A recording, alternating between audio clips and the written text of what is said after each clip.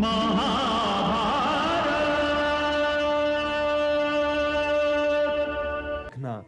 जागना न जागना, लेना न लेना, छोड़ना न छोड़ना, और उसका हर कर्म लोक कल्याण के लिए होता है। और इसीलिए वो पाप से बिल्कुल वैसे ही अलग रहता है जैसे कमल जल में रहकर भी जल से अलग रहता है।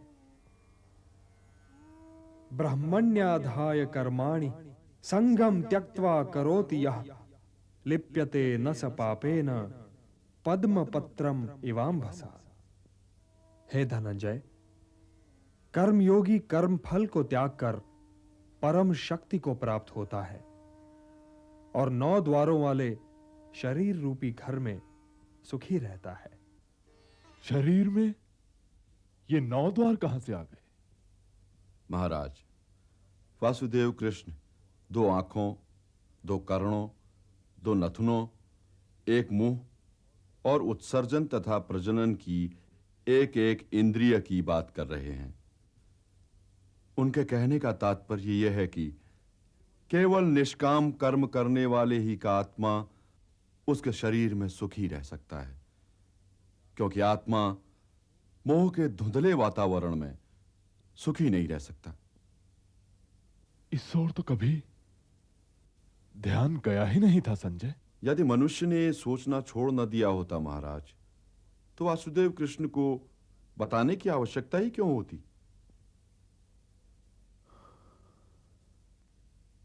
नौ द्वार वाले इस घर से अब आगे चलो संजय।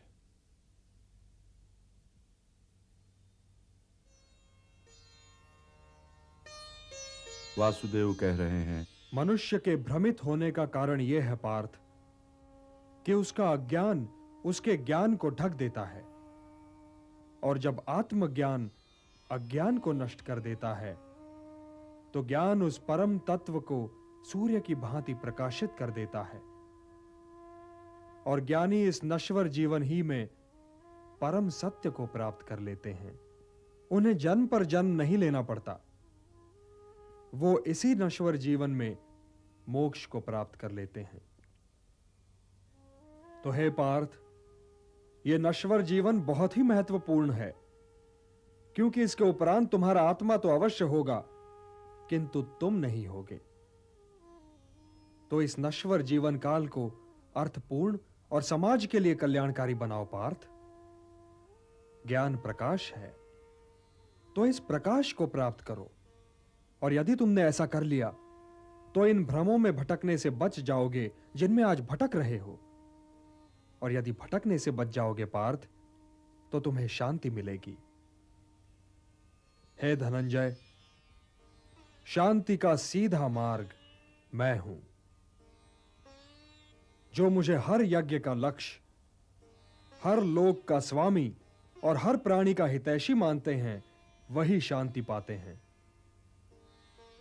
यदि तुम मुझे अपना हितैषी समझते हो पार्थ, तो मेरा कहा मानो और युद्ध करो, क्योंकि ये युद्ध